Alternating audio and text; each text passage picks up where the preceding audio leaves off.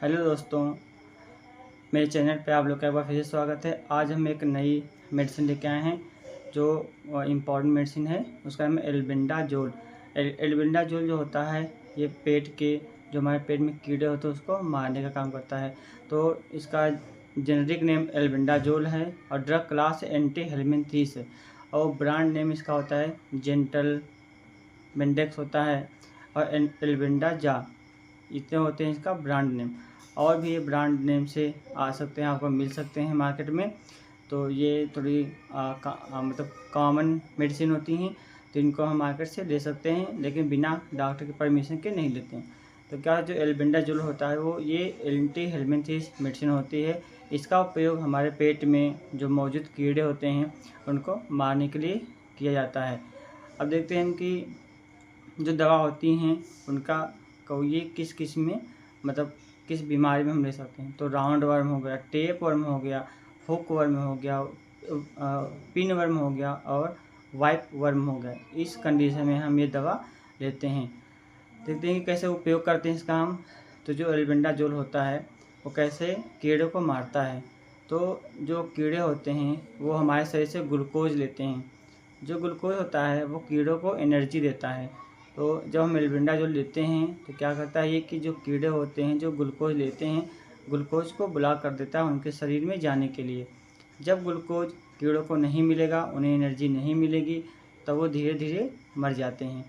मरने के बाद में वो स्टूल से बाहर निकल जाते हैं, जिससे हमें हमारी जो समस्या आ रही है कीड़ों के रहते हुए वो ठीक हो जाती हैं।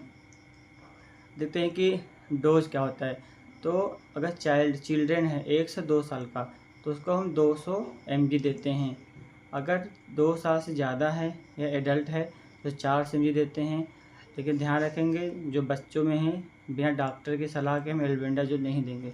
और हो सकता है जो जो एडल्ट होते हैं, जो वयस्क आदमी होते हैं, वो भी बिना डॉक्टर की अनुमति के ना लें, क्योंकि ये थोड़ा घातक दवा हो सकती है बिना डॉक्टर की सलाह के, डॉक्टर के परमिशन के। तो अवॉइड करिए सेल्फ मेडिकेशन लेने से। कोई भी प्रॉब्लम हो रही है आप डॉक्टर के पास जाइए, वहाँ सलाह लीजिए, वहाँ से मेडिसिन लीजिए, जिससे आपको कोई मतलब हार्मफुल ना हो।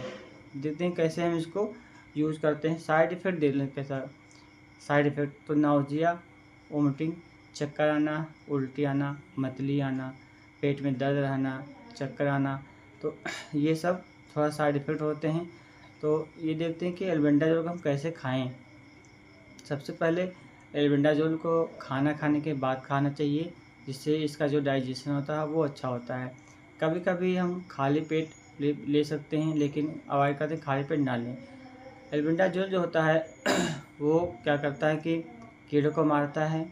और अगर हम एल्बेंडाजोल को कभी कभी हम चबा के खा सकते हैं या डायरेक्ट पानी से निगल के खा सकते हैं।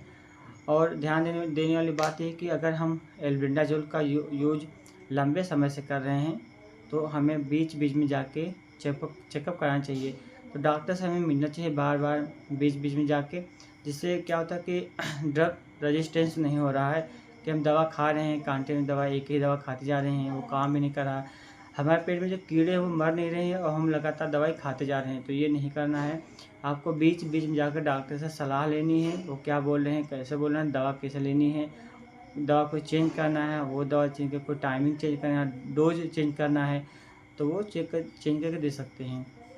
ध्यान देते हैं कि जो एज होती है, वज़न होता है, बीमारी, उसके अनुसार जो डोज होता है वो थोड़ा बढ़ सकता है, थोड़ा घट सकता है। अगर बीमारी हल्की हल्की हो, मतलब स्टार्टिंग में है तो डोज कम देते हैं।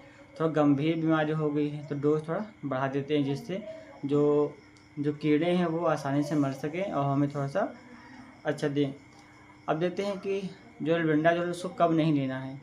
तो प्रेगनेंसी में प्रेगनेंसी में 3rd ट्राइमेस्टर तक हमें सेल्फ नहीं लेना है, खुद से दवा हमें नहीं लेनी है।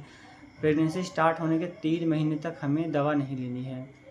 दवा लेनी भी है तो डॉक्टर अगर बोल रहा है, डॉक्टर की सलाह लेनी है, उसके बाद ही लेना है।